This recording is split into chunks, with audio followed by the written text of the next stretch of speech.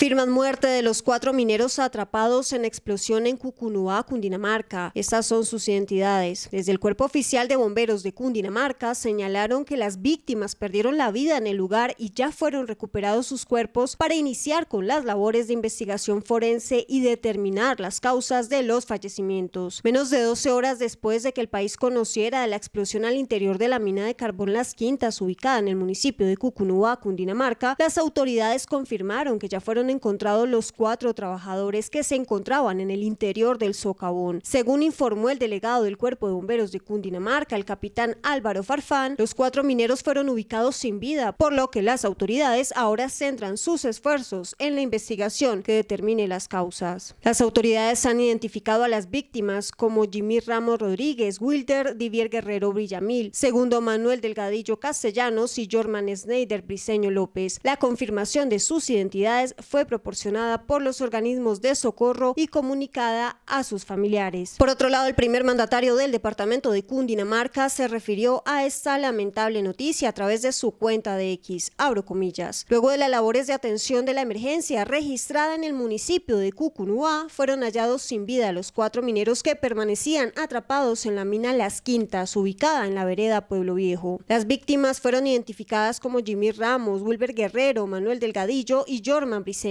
La mina contaba con título minero y licenciamiento ambiental otorgado en diciembre del año anterior. Sin embargo, se analiza si la boca de mina hacía parte del lindero autorizado, cierro comillas. Canal 8 le envía un saludo fraterno de condolencias a los familiares y allegados de estas víctimas fatales de una nueva noticia que enluta los corazones de los habitantes del departamento.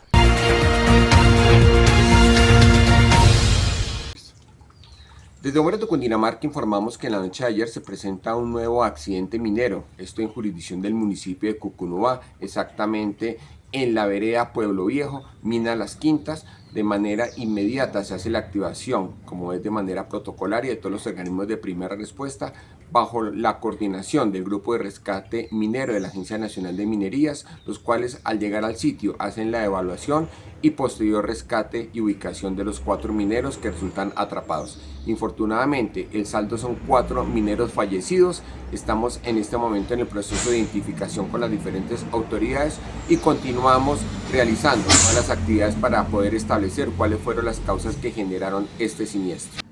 Las hipótesis iniciales que tenemos al momento, al parecer y de acuerdo al testimonio de algunas personas, se trata de una explosión.